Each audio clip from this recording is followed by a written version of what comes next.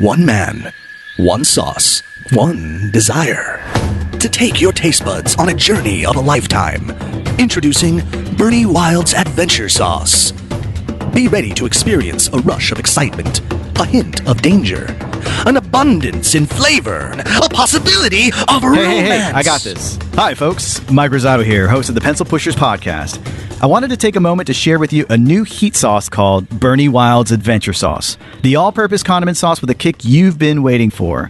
It's perfect for tossing into salads and pastas, drizzling on burgers, tacos, and takeout, or just straight up dipping. Not only is Bernie Wild's Adventure Sauce packed full of flavor, it's also vegan, gluten-free, and made with no preservatives or stabilizers. And speaking of, we also sell Bernie Wild's comic books and comic panels created and signed by me, not to mention super dope stickers, shirts, and more. I'm giving each and every one of our Pencil Pushers listeners 20% off for their first online order to show my love for all you supporters of the podcast. So just go to BernieWilds.com, place your order, and enter the code PENCIL. That's BURNYWILDS.com. As we take our maiden voyage of Bernie Wild's Adventure Sauce. Today's episode is brought to you by MRC, a branding studio hailing out of Raleigh, North Carolina, where they focus on crafting killer design work for clients that love uber creative solutions for companies small and large. You can find and connect with them online at mrcraleigh.com. That's MRCRALEIGH, and at MRC Raleigh on Instagram. The good news is, if you find yourself reaching out, you'll most likely get to chat with yours truly. That's right, it's my little branding co, and we're here to make your brand or idea look amazing. So let's connect.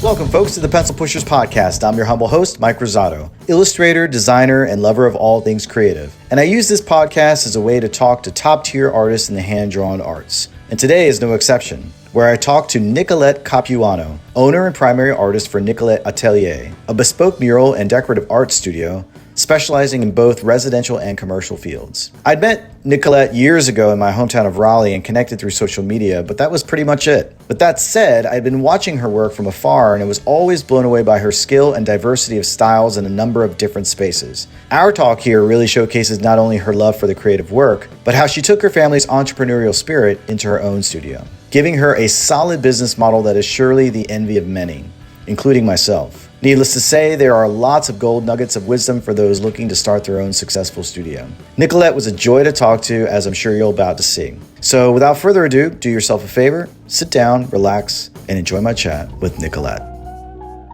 Ladies and gentlemen, welcome back again to the Pencil Pushers podcast. It's been a little while. I've been very busy, but I made a special time allotted to speak with somebody that I met many years ago, like over 10 years ago. It's been really cool to just see all the different work that she's been digging into over the past several years of her own. Her name is Nicolette Capuano. Am I pronouncing your name correctly? That is perfect. Nailed it. Woohoo! Awesome. Nicolette is what many would call a fine artist, but she is not going to call herself that. I'm based on the little bit of research that I've done on her work. She definitely is somebody that is more aligned with working within more of your commercial space, working more with clients specific to like residential and commercial work. So more of the design build space, I guess you could say, but she's very talented. She's very versatile. So we're really excited about pulling in her into the conversation. And the name of her studio in DC is called Nicolette Atelier. Is that pronounced correct? Perfect. Awesome. Your French is on point. Awesome. Which she describes as a bespoke mural and decorative art studio specializing in both residential and commercial fields. So, Nicolette, welcome to the podcast. I really appreciate you taking some time while, as we're watching each other right now, you're actually in the space that you're working in your next project, which seems very apropos. And thanks for joining me for a little bit tonight. No, my pleasure. Thank you for having me. We had met many years ago in a neighborhood gathering, a type of market that was going on in a neighborhood north of where I am in Raleigh.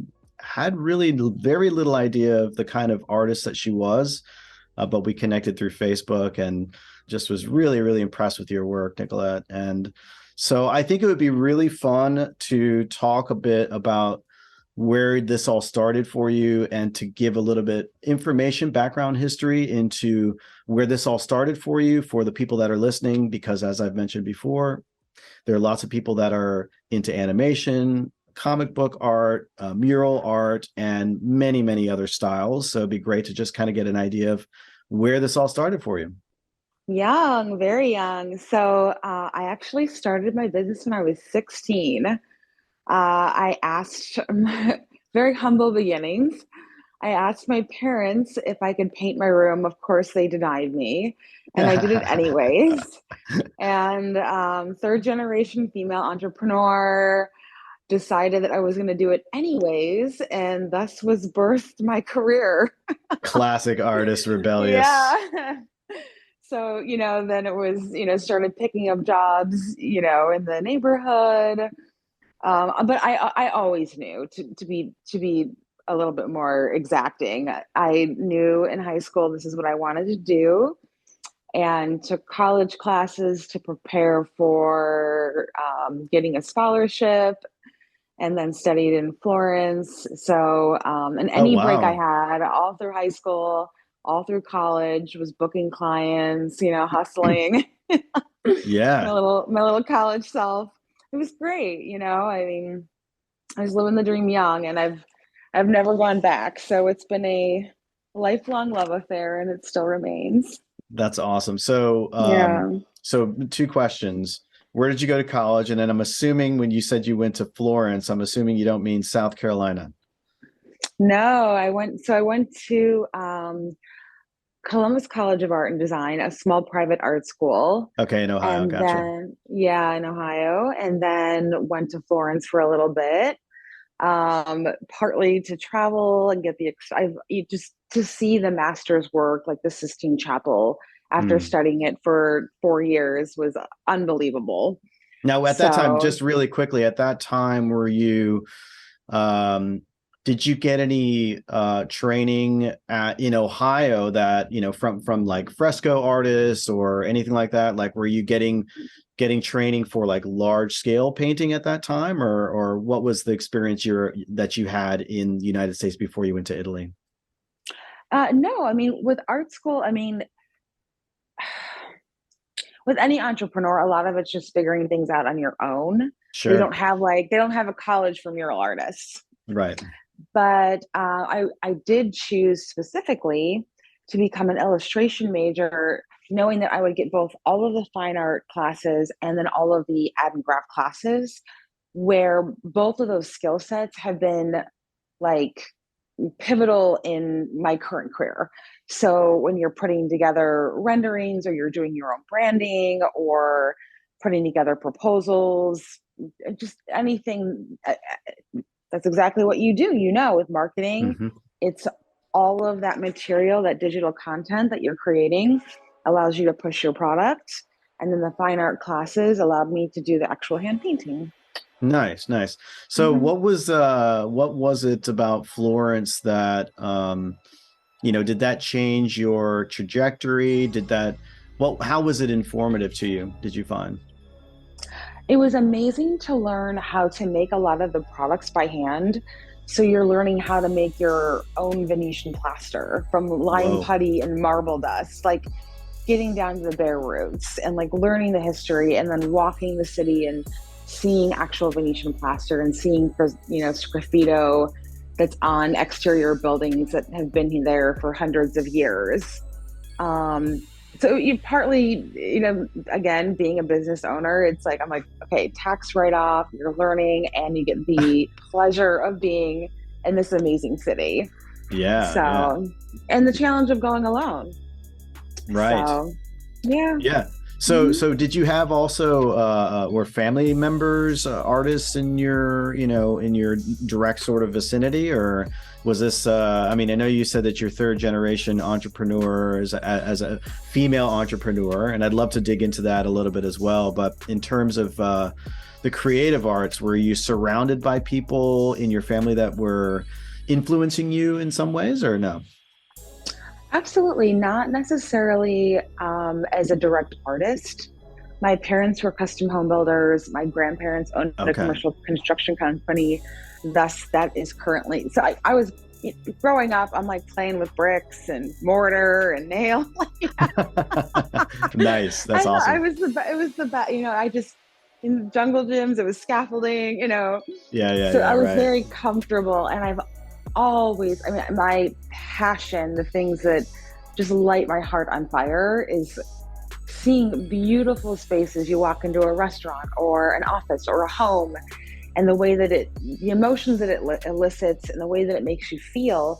To me, your environment is so, so important. I mean, they, not to go too deep down another path, but statistically speaking, environments are incredibly important in biofeedback. So that is my purpose in life, to create Mm. beautiful spaces that people can enjoy. Okay, well that the biofeedback part, I know you're concerned about going down the rabbit hole, but that intrigues me. So I think we need to talk a little bit about that. What do you mean by that? How is that? Because obviously, a canvas, a framed canvas is not enough for you. Let's be serious here, right? And it's obviously that we got this beautiful connective tissue of your family being in the real estate development industry, which ties back to probably your love affair of working in environments and stuff like that, right? But what is this Absolutely. biofeedback element? Tell me about that. What's so fascinating about that for you? Yeah, I mean, basically, of course, everyone can appreciate beauty, but going into more of a technical term, I call it return on environment. So basically, the spaces and places that we live and work in, they affect us personally. It can affect creativity, our productivity, our moods, all these different things, and they can Mm. either enrich or deplete our lives. I mean, that's why companies like Google and Amazon, they invest so much into their office spaces to create places that their employees want to be in, and how that affects or detracts from creativity and productivity. Nice, nice. Right.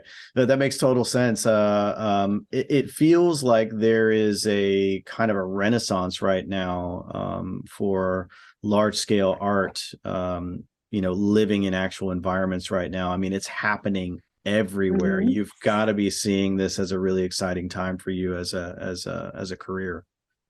Oh, absolutely. I mean, 10, 15, 20 years ago, art, being an artist or all of that, it was a little bit more of a negative connotation. And now it's like, a little bit cooler. Yeah. So that helps. But yeah, they're investing in public art. I think a lot of that has to do with social media. Everyone's the Instagrammable thing, making something that I do incredibly important for marketing. They want those shots. People want the experiences. So it's very important. Yeah, nice. So tell me about this third generation female entrepreneur. So obviously you were influenced, but may I suggest that it's your mom and your grandmother, or is it different? Correct. That's Okay, correct. yeah, So tell me about that. my grandmother, that generation, grew up in the Depression, very, very meager beginnings, but she is and was just a tough cookie, sharp as a tack. She's about to turn 93, Yeah. uh, completely independent. I mean, just fantastic, and just an inherent business sense. Started a commercial construction company with my grandfather. They've done incredibly well for themselves. I mean, just that drive to come out of what they came from with the Depression. Is this your mom's mom, by the way? Your mom's Correct. parents? Yeah. Yeah, correct. And what they were able to build together as a team. And then my parents, my father worked for my grandmother's company when they first got married. Married young, 23. Yeah. Walks in the office one day, and my grandmother says to my father, "What do you want to do with your life?" He says, "Well, I think I'd like to build custom homes." She's like, "All right, build us a house." So he did. He figured it out, him and my mother. She was more of the Wait, did he have finance, any training or? and no, I mean, other than working for my grandfather, being hands on, he Yeah, knows. yeah. And my father is Italian, so it's like he has like the precision and the design eye and all of that. And my mother was very much the finance, project management, accounting, like all of that. Okay. Yeah. And they worked as a team, raised 6 kids together, showed us that we could be and do whatever we wanted as long as we were willing to work hard for it. Modeled. You're one of 6. Is that what I heard? One of 6. Yeah. Wow. One of 6. And, even just from that lineage, a lot of like cousins and siblings of mine have also gone off into entrepreneurial pathways. And I would say a lot of my siblings very much have creative sides to them. So it's always like the business side meets the entrepreneurial side. So it could be flowers, dance, writing, music. But I really feel that I was very lucky to get the pairing of the two. Absolutely. One without the other. And, so I feel incredibly, incredibly lucky. That's amazing. Very, very lucky. Yeah. Yeah. Tell me a little bit about that side of it. So, I've been, as I was mentioning earlier before we started the conversation, I have a branding studio, and I went to school. I went to Savannah College of Art and Design, and as many of the listeners have heard me say many, many times before, I tend to jokingly refer to myself at whenever I have to talk about money or numbers, I always say that's why I went to art school. Right now, I've had a lot of like hard lessons to learn as I've, traversed the business world. Right. It's interesting you respond that way, because obviously you're kind of saying, yeah, I mean, we're all subject to it, no matter like how much influence you have one way or another from the creative side or the business side. Mm-hmm. But what does that look like for you? Like what kinds of, first of all, tell me a little bit about, when you say you or we as the Nicolette Atelier, what is that? Is there a team of artists? Do you have a project manager that's a part of it? Are you doing the business side of things? Do you have like contractors you work with who are bookkeepers, et cetera? Like, how does all that work for you? Yeah, I mean, for the most part, it was always me until I moved to DC. And to back up a little bit, I was living in Ohio and finally got to a place where I just felt that I wouldn't be able to actualize my potential. This was a 10-year-long business. I was like, okay, that's it. You know what you got to do? You have to reposition. So packed everything up, moved away from my family, started over again from scratch. Rebuilding clients, rebuilding a name, all of this. How long ago was that? So 8 years. Okay. But I follow my intuition a lot. Part of it's being creative, part of it's being a woman, part of it's, I guess, being an entrepreneur. But I knew it was the right decision, and it was. I knew it would take a lot of hard work. So, around the 4 or 5 year mark, 4-ish year mark, just got so busy. So then you're learning to contract out other artists, contract out help with a lot of our Clay work. You're project managing all over the country, different printers, installers. So for the most part, I do. This isn't with what we do. It's very niche. So it's not something that's incredibly scalable like you would like an Amazon or something to that effect. But I needed help. Yeah. So were you feeling overwhelmed at that point? I mean, were you kind of freaking out? Like, I have so much work to do. And, I mean, where was your head at? Yeah. Just like anything, you like get to a point and you're like, I need to go. It's terrifying going to the next level. You're like, I need to, and there's no one, it's not like when you're in a company and you have people that kind of show you the way up. You figure it out. You read a lot. I am so incredibly lucky to have worked for a lot of interior designers that I always pay attention. You're always like looking at how other business owners do it, or how did this person handle me? And then you integrate that. So always be learning, always be watching. And that's kind of how you learn.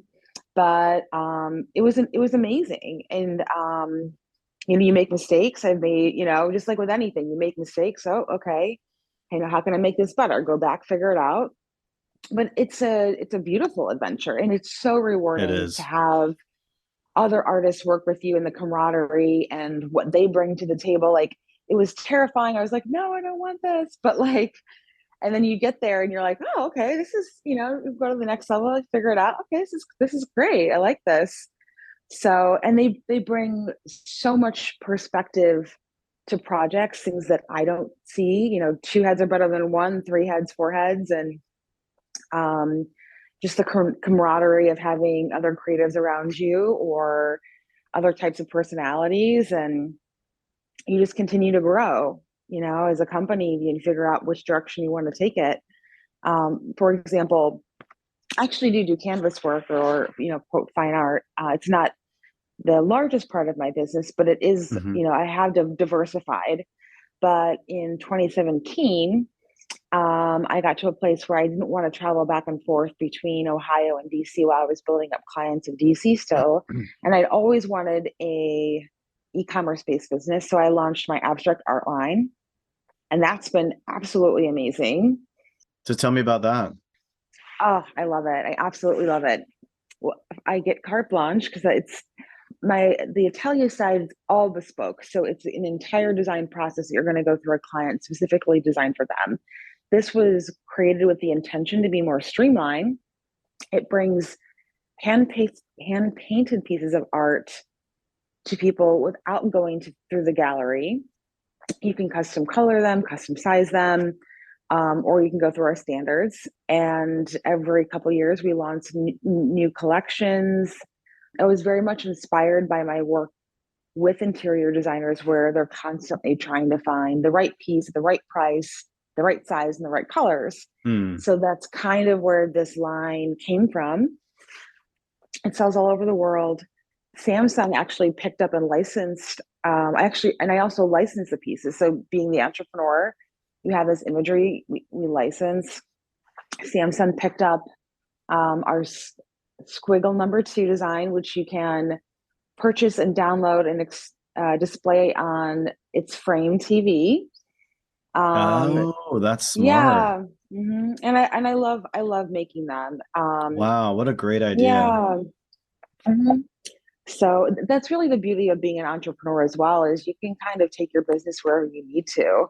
So Yeah. I just knew, I was like, you need to get into e-commerce. The travel needs to stop. Like, and Yeah, it's because been. you've, I mean, you've, as I was reading a little bit of your bio, I mean, it was saying that you've got work that's in 17 different countries. Is that not including like the licensing of this? It has nothing to do with this side, like a sort of e-commerce component, I guess, right? Or does it? Are you including that in that?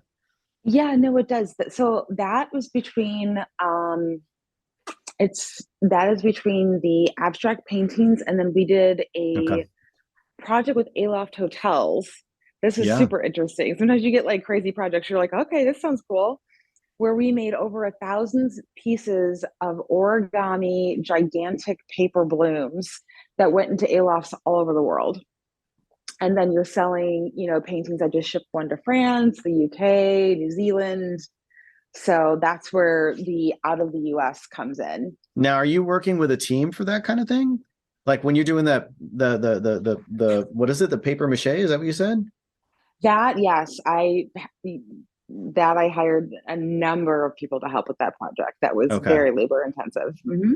Wow. Okay. And then this is pretty intense here. So, okay. So, and then do you have a team that's working on the actual like painting as well? Like, do you come up with the concept and then you say, I want people to execute in this style, or is it specifically, this is to me, I feel like this is always the challenge of an artist, right? And if your name is on it, then there's a certain expectation, right? And you have to be transparent about whatever that is, right? Well, it's our studio, and yeah, it's my creative direction, but we have a team of artists that are putting that together. Is that the situation for you, or are you literally like, okay, now that I've gone and like done all the business stuff, I gotta spend from 7 p.m. to like 1 a.m. cranking out paintings now? I mean, how does that work for you? So I did that in my 20s. I don't do that anymore. Did not anymore. Not anymore. More Delegation, right? work-life balance. Yeah, well, Yeah, yeah, work-life balance. That's I've gotten a lot better. Still not perfect, but yeah. It's hard. no. And plus, I love what I do. But Yeah, yeah. no. So as far as that goes, it's a per project basis. So some projects are small enough that I can handle on my own. Other projects in Washington, D.C., there are a little pocket of, other artists that do what I do. And they are fabulous enough to say, yes, we want to work with you. So I'm so incredibly grateful. So you will select by talent. Everyone, for example, like a certain project might have a certain style. It might cater to one person's talents more than the other. And so it's only when I get larger projects where you're having to do that so much. So it's a really nice mix. And from a business standpoint, it allows you to like control your labor costs. But in general, it's always by a per project standpoint. I want to go back to the business side of things as a creative who is the face of the company. What does your day-to-day look like when it comes to managing projects, managing teams, and then giving yourself the time to let go and be creative as well? I do spend most of my time painting. So my preferred daily routine is getting up, answering email, getting that out of the way, anything that needs to get done or responded to, etc. Do that then. And you wake up like what time do you wake up? I mean, I'm not trying to get too personal, but like I'm just curious as to like schedule, yes. Like what time do you usually wake up? Like 7:38, nothing crazy. Okay. I used to be like a 6 a.m. to a 1 a.m. girl, no more. Right. I paid my dues, but and it's what it took. That's like what it's all about. Yeah. For years it was 6 a.m. to 1 a.m. I mean, crazy, sure. But it was worth it. It was definitely worth it. But I like to get all the emailing out of the way, the things I don't like to do.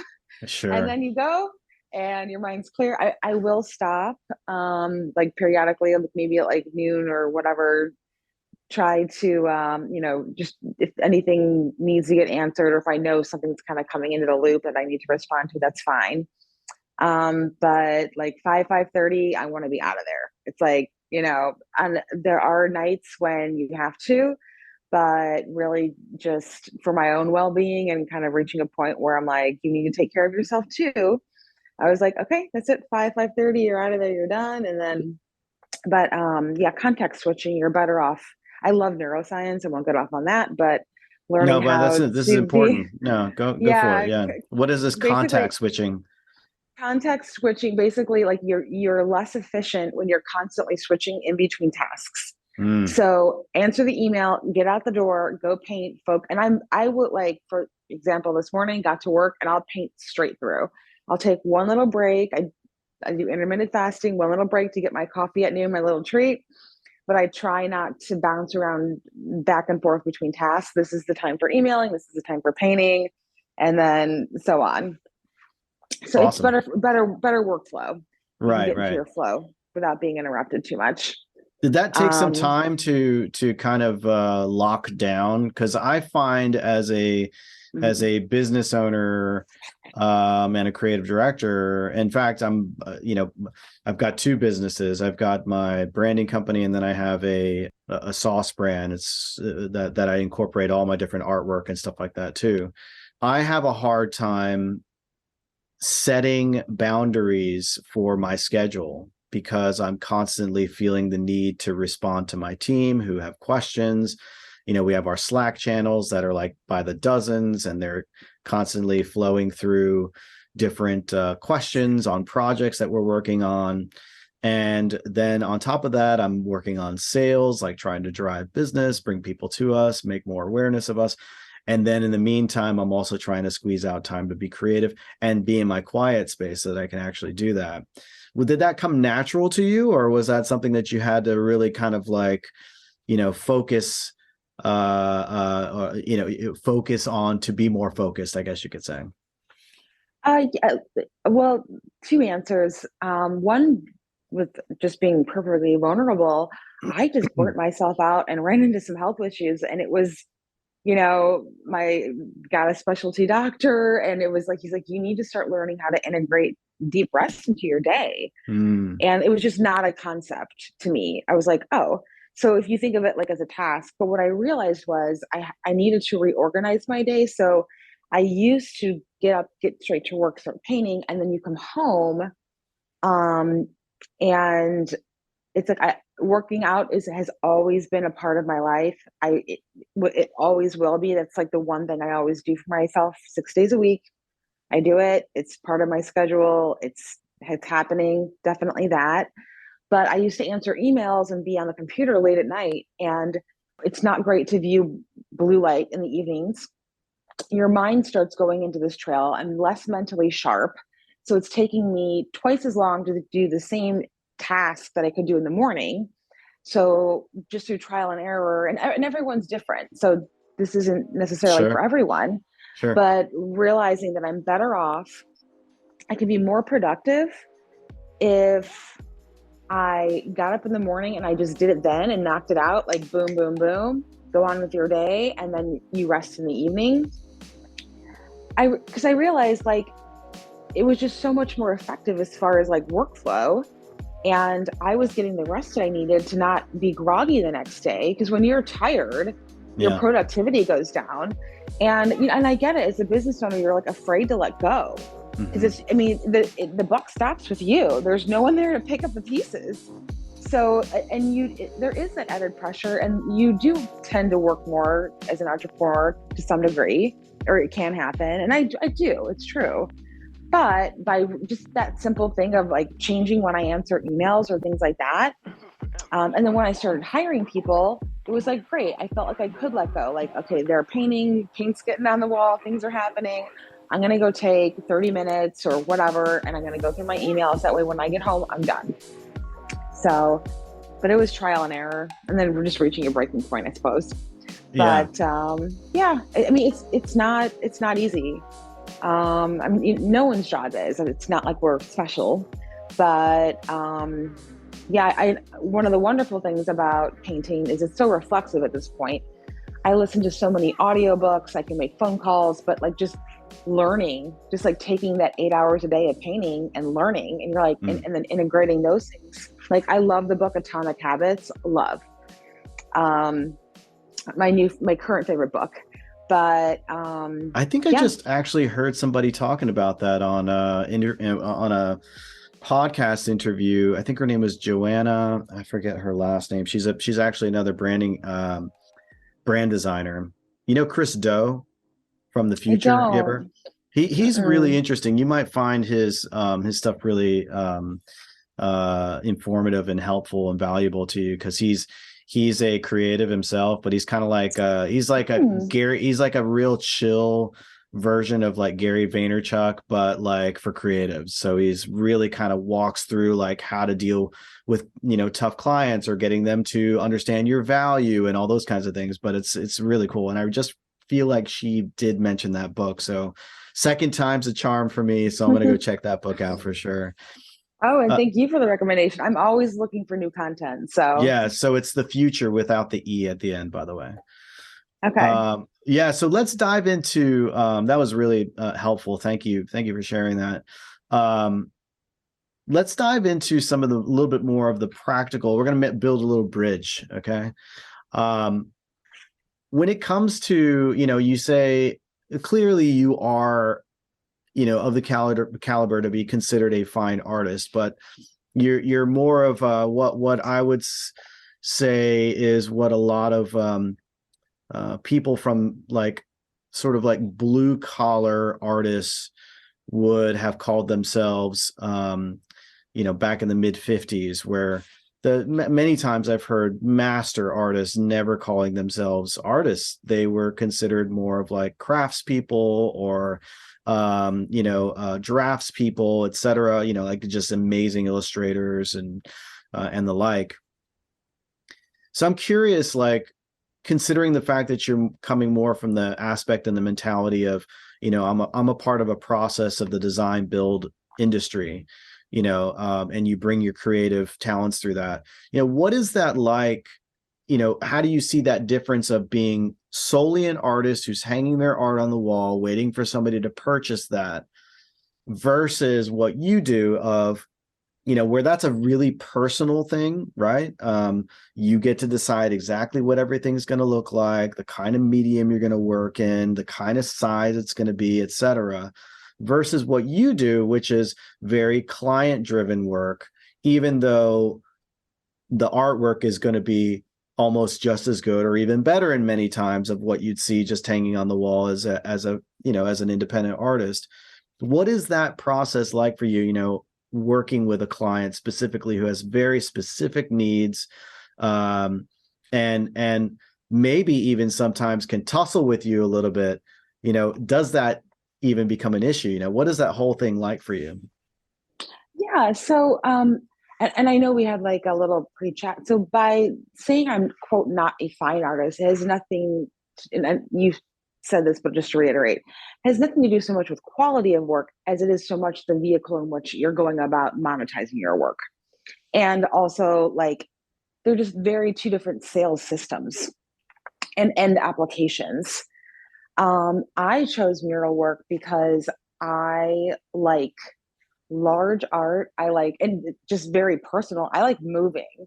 So to me, to be like up and down ladders or on job sites where it's a little bit more labor intensive, like your day to day is very different. Like I'm getting up, I'm getting out of the house, I'm going to these sites versus being in a studio by myself. Like to me, the former was more appealing for what I wanted out of life. Sure. Also, too, the entrepreneur in me, I wanted to know that like everything's commissioned up front. So I'm going to create something only when it's commissioned, and then this is the price. And when I create something, it's going to get paid for. Mm-hmm. Now with the abstract art line, that was like one of those things. They're all made to order. So again, I'm kind of parlaying my bespoke process into it, where the order doesn't go out unless a sale comes in, which is fantastic from a business standpoint. But building the whole system did take time and effort, and funds.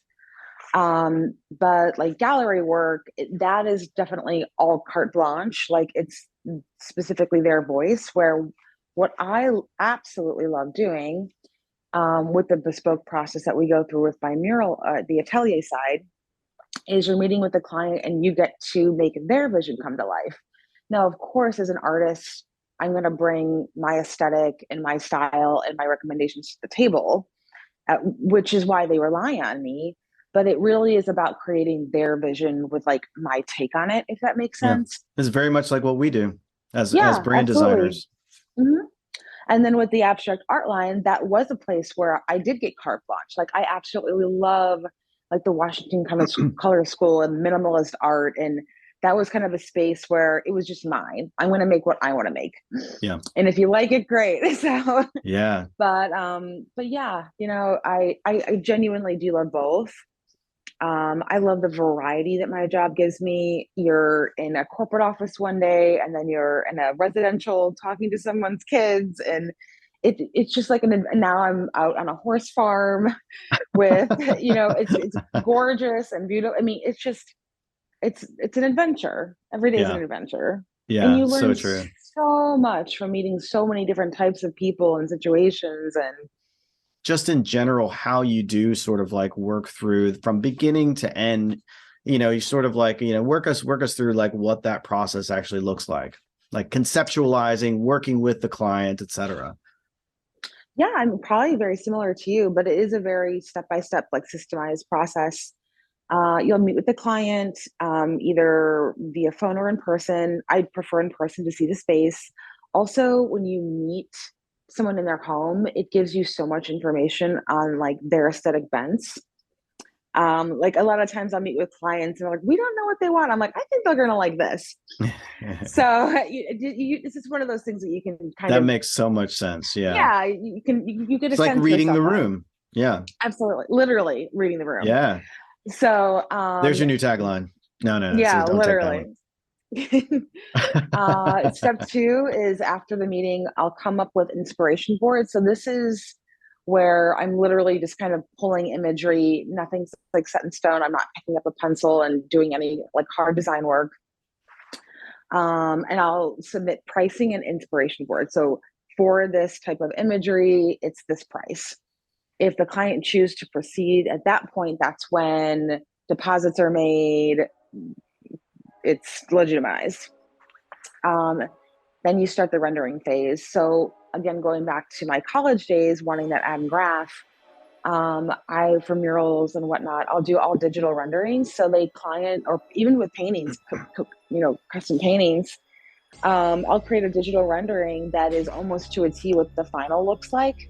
So it'll be like a Photoshop image or something in like Procreate or something like that, or yeah. I mean, well, sometimes it's hand drawn and you're scanning it in, so it's all digital. Okay. As a creative, depending on the application, a bunch of different ways to go about it. But it serves two purposes. One, it manages expectations with the client, because what you don't want to do is once those are approved, it's approved. So you don't want to be vague. You start painting a 50-foot wall. Oh, I don't like it. It's a business, it's a business. So if this is approved, that's what we decided on. That's what's going to get painted. Small nuances, whatnot. Of course, you're always going to take into account, or as an artist, I myself will sometimes make artistic adjustments on site, but it's an agreed upon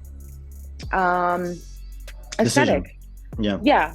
So, and it also, even though I'm an artist, I'm very like type A. I like systems. I like processes, and I like things organized. So it gives me an incredible blueprint that allows me and confidence. It allows me to more efficiently expedite the whole mural process, because it's like you wouldn't build a house without a blueprint. So you spend time. I'd rather spend a couple hours going back and forth with the client on the design side than on the back end, where those small adjustments are very, very large when you're working large scale. So you go to the space, and I want to get into the details of this a little bit. Okay. You go into the space. Do they already, I'm assuming that it depends on the client, but I'm assuming that many times the client will have an idea of what they want for the artwork, right? I mean, what does that usually look like? I mean, do they have a vision, and then you come up with pencil sketches like, what about if it was something like this? Or do you go full into color from a digital rendering? Or what are the details that happen there? Yeah, you're correct. So with every client, it's different. Some people literally will say, I want this. Others have no idea, and they're incredibly open. Again, this is one of the parts of my job that I love, is learning how to work with people, draw things out. Again, like seeing their environments, like very important, but just knowing how to read people and knowing like which clients are going to want a little bit more control, which ones want to, you figure that out. Doing this for 20 some years, you kind of know. And then one of the most fun parts as a creative, and I'm sure you'll agree, it's when a client gives you something like quasi-vague. So this is like one of my favorite stories. I walked into the client, I see their house, I'm like, okay, I kind of get the gist. They're like minimalist, I get their vibe. Yeah. Maybe something that they kind of like. And they say to me, it was for this like children's nook. So that we want outer space and under the sea. I'm like, challenge accepted. Right, nice. So this is like the fun, like exciting, like challenge of a creative. Like, how do I make under the sea and space and pull it together? And in this home, it was gorgeous. They were incredibly classy clients. I'm like, okay, and make it classy, right? Right. So, I was like, perfect, spinning my little wheels. Perfect. I love Grand Central Station, the mural at Grand Central Station, which is all of the constellations. I'm like, this is amazing. I have not seen that. Oh my God. It's I've like Ever since I was young, I've loved this mural and Okay, the so whole it's been history. there a while. God, Oh gosh, yeah. okay, yeah, But gotcha. I won't get the whole history of it is absolutely, they painted it Yeah. backwards. Oh, it got an amazing history. But basically, what I came to them with was, why don't we do like a navy background? We'll do fish and whales and octopi and all these little like blowfish sea creatures, but we'll paint them as inspired by the line art in like one of the original like constellation atlases, and they're all as like it's constellation, so it's like the lines with like the Okay. little Yeah. stars. They're Yeah, like, yeah. oh, we absolutely love it, and that's what we did. But yeah, I mean, as a creative, it's like trying to figure, like they're giving you content, but then it's your job as an artist to produce something that's beautiful and tasteful and also in line with their aesthetic. So When do you, I'm sure over all these years that you've been doing this, that you've had some challenging clients, shall I say? Especially knowing that, people are in the spaces that you're working in, there could be a lot of things on the line, including, pretty high dollar projects that you'd be working on. How do you handle challenging projects that don't seem to be working out, where you feel like, okay, feel like we've done an excellent job here and it's just not working out for whatever reason, we can't seem to please those people? I'm assuming that you have at least one project where that's happened. Do you have those? Have you ever had those issues? Or you're looking at me like you're thinking hard to find that answer. not in like an arrogant way. So have we run into issues where, well, that's what the whole design process is for. Yeah. So that eliminates a lot of it. Yeah. But Yeah. if we do want to talk about like dealing with clients, the top two things I will always say is manage expectations. If you can manage expectations and be like overly honest, and like if something comes up, just tell them. Like if some like for example, like we think something, I always under promise and over deliver. So I've learned with timelines, always give yourself margin. I say I'm going to finish in 5 weeks, I finish in 4, boom, great. Versus like telling them what they want to hear, what you think. Have sometimes things popped up? Yeah, absolutely. But when it pops up, go to them like, hey, let's have a conversation. Yeah. Or they might say, a lot of the times when I would say things happen, it has more to do with like that's like the hardest thing about my job are construction schedules, Sure. Because that's where shifting all the time. that's honestly, that's really my only complaint to some degree. It's you have something scheduled, then the construction site's behind, and then like things pile on top. But you just try to call them as soon as you know and say, hey, like this got moved around. And usually when you're in the industry, people understand. Like, I've never like had a client say, that's it, we hate it, we're done. Like never. Sometimes you start on something and they're like, we didn't think this is what I thought. And you, okay, figure out what, okay, fine. Yeah. When the first thing that pops into my mind was, it was this restaurant and we were doing these gigantic palm trees, and it wasn't that he didn't like them as a whole, he just wanted to shift the color. So I'm like, okay, well, let's talk about it, let's make a new sample board, let's move forward. But that's why you have that design process. You want to head all of those potential things off, and if they say, oh, we don't like the color but they approved it, well, I'm a business, to some degree. We Yeah. glaze 3,000 square feet of a plaster in a color that you approved, Yep. versus just kind of going at it and saying, oh, I think you'll like this. Like, no, no, no. It gives you coverage as a business owner. So, I mean, Exactly. and you have approvals and sign offs, and, you run it like a business. Just because we're artists doesn't mean you can't run things like a business.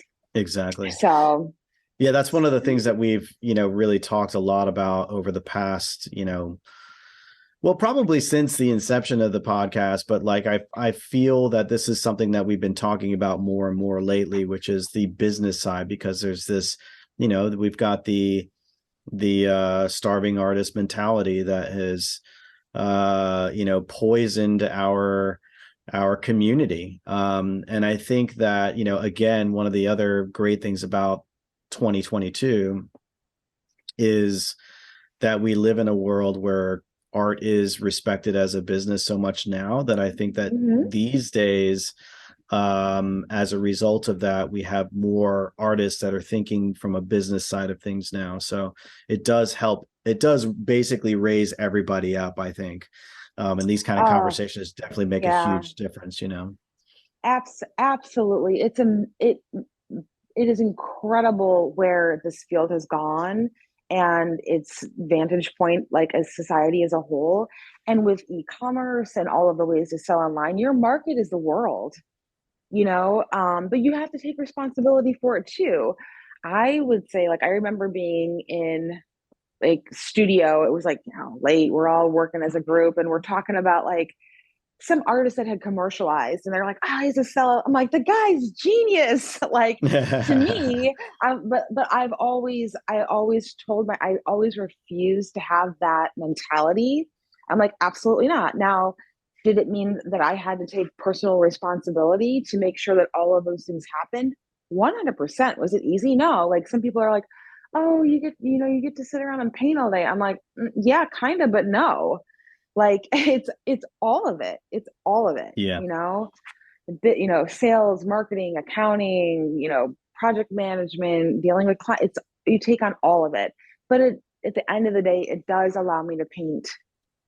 Yeah, I'd spend a lot of my time painting still. And I don't think I would necessarily want to at this point, maybe later on in life, become a complete creative director just because I like actually doing the work. Mm. But you have to, with anything you want in life, you have to work for it. Yeah, absolutely. So just because you're an artist, it doesn't give you an excuse to not be professional.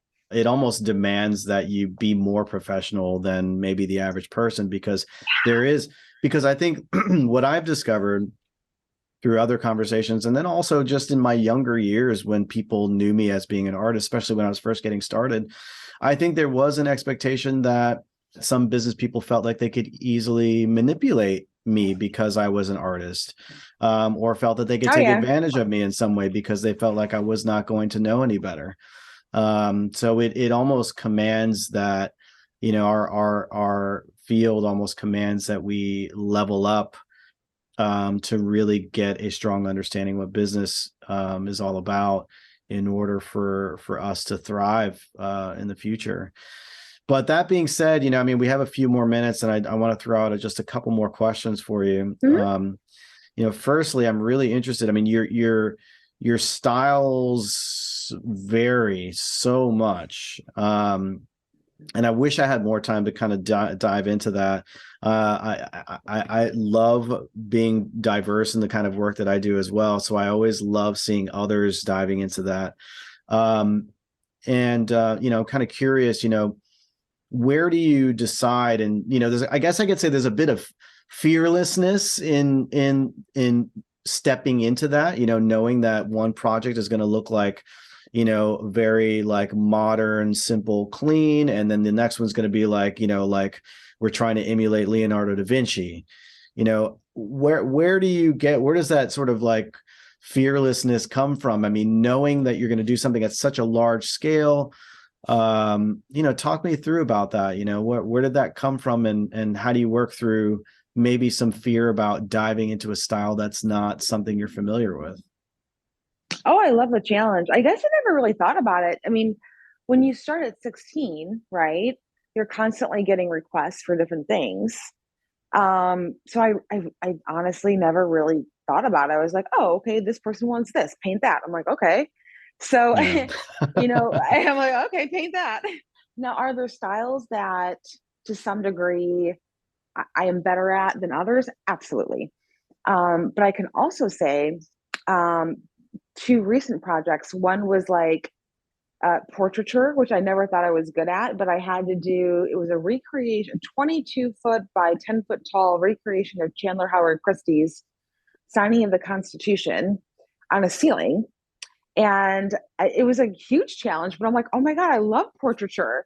And it's just like anything you learn. It's hard at first. You're frustrated. You're like, ugh. But like, you just keep working at it and working at it and working at it until you figure it out. And then I've always loved like your traditional grisaille, which is it's incredibly graphic. It uses visual mixing. So from afar, it looks like you're getting all these like shades of gray in this landscape. But if you look close, everything's a solid fill shape. So that's actually the current project that I'm working on now. I'm like, I've always wanted the challenge of creating a historical technical grisaille. And I love like researching and traveling and seeing like actual papers and these historic murals. Like I love seeing them in person. I like live for that, to like see the surface quality. I'm like, oh, that's like, I love chinoiserie. So to see it in person, you're like, oh, that's how they're doing it with like a wash, and then you get better. And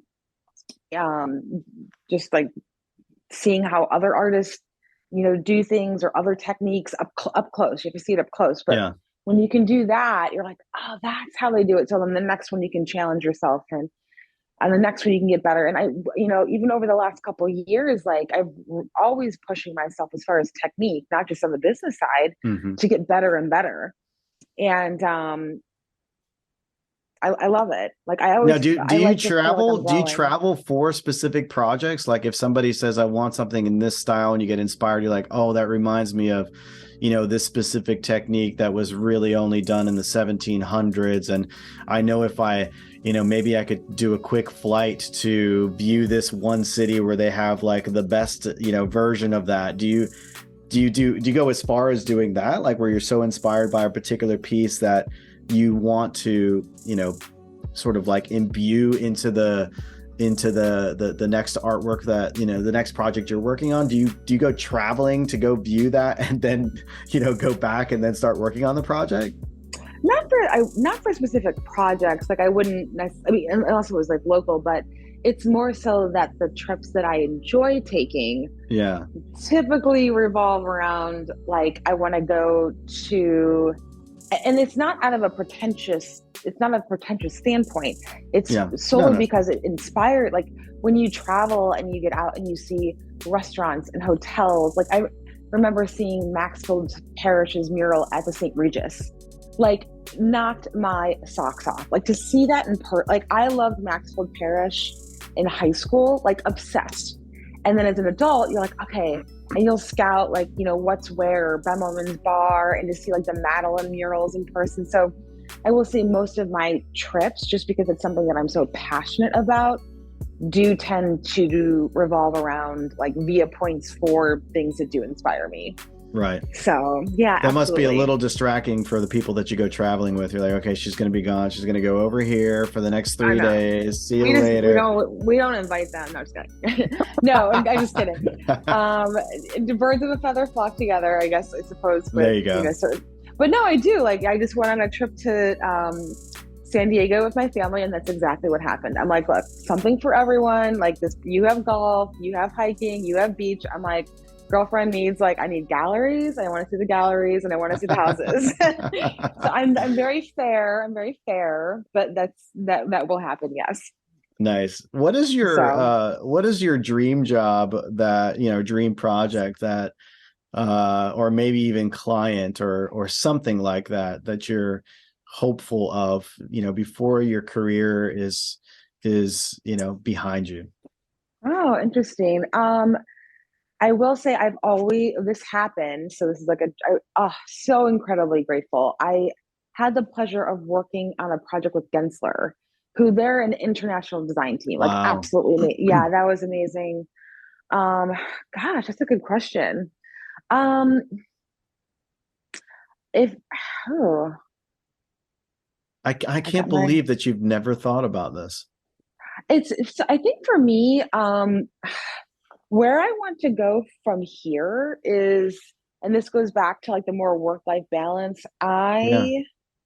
I've done a really good job, like from where I was at like 10 years ago, but I want to start implementing, like delegating more with my abstract art line, which brings me so much joy. Because when I remember, when someone gave me, like an interior designer gave me a job and I was first starting off, like to give an artist a job and allow them to create, it is so, you're so, I still am like, if this is Yeah. not, I'm not like past this, like I still am like so incredibly grateful. So when you get to pass that on to another artist and say, okay, I'm going to bring you into this project, and they get to work, or they get to express their creativity on your project, it's so rewarding. Or literally this morning, I like stop by UPS and I'm like mailing off a sample board and it gets brought up. He's like, I'm an artist. I love talking about young artists. I'm like, call me anytime.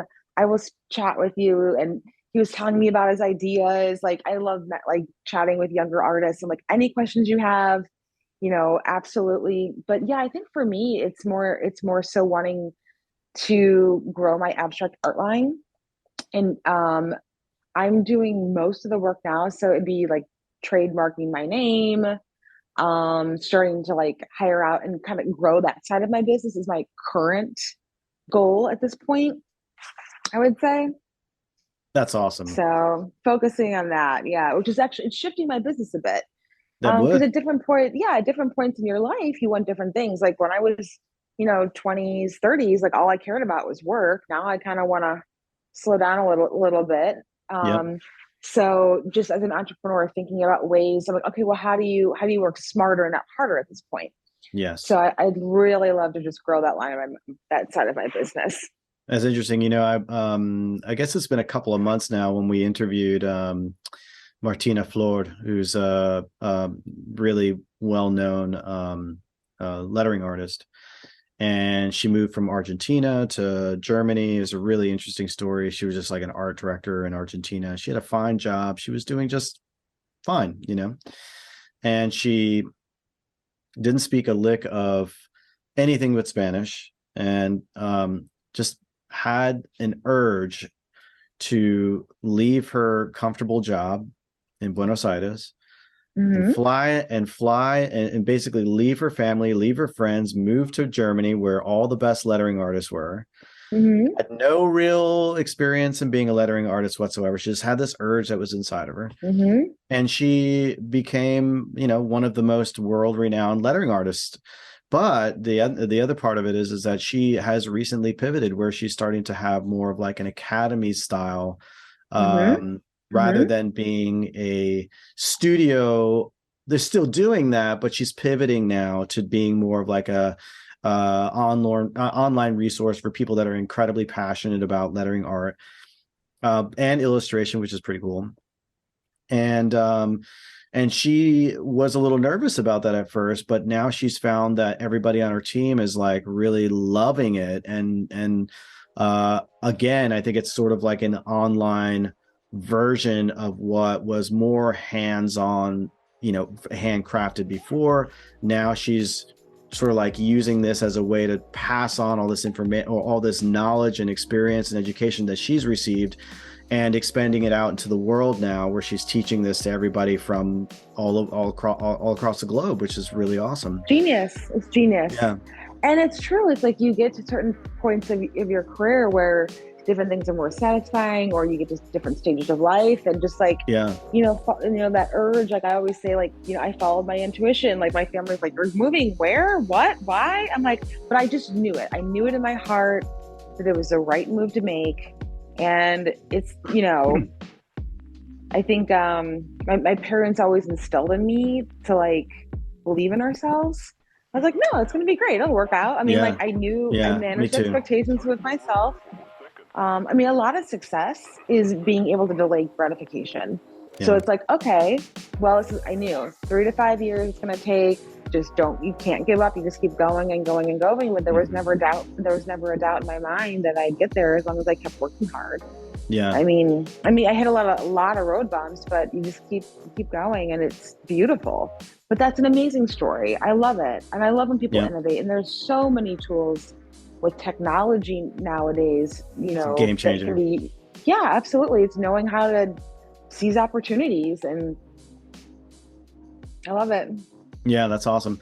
So, as we start to close this out, I'm really curious, if there were, maybe a couple of things that you would want to pass on to someone that was wanting to do something similar to what you're doing, or even just from, just a creative arts in general, somebody who wants to start their own business, what are some of the things that you were like, oh my God, if I had only known back then what I know now, these are like the 2 or 3 things that I would want people to really, that I would want to tell myself, and that you feel like might be informative, or even if it's just one thing, what would it be?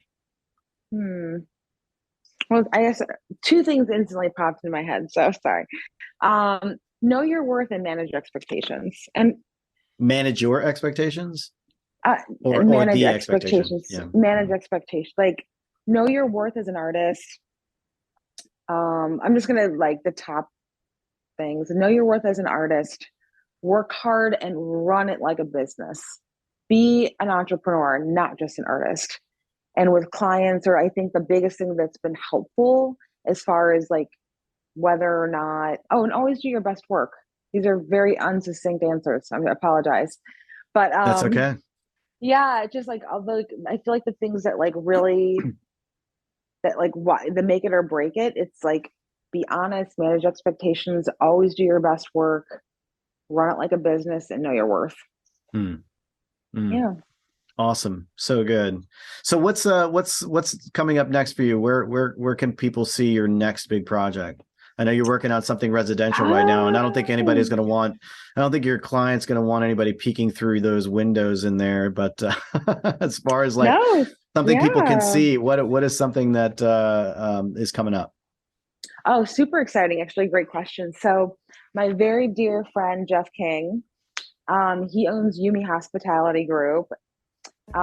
Amazing entrepreneur, just incredible what he's built. And I did his first restaurant with him.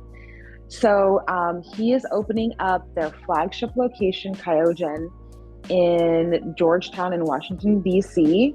It's an incredible space. They have the interior designer, Francois, is been brought in from Miami. I mean, this space is going to be out of this world. So I'm super excited about that. Really, really excited. So this is the same. This is the same hospitality group that you did the geisha. Is that right? Yes. The mural, yes. Geisha mural behind the sushi bar.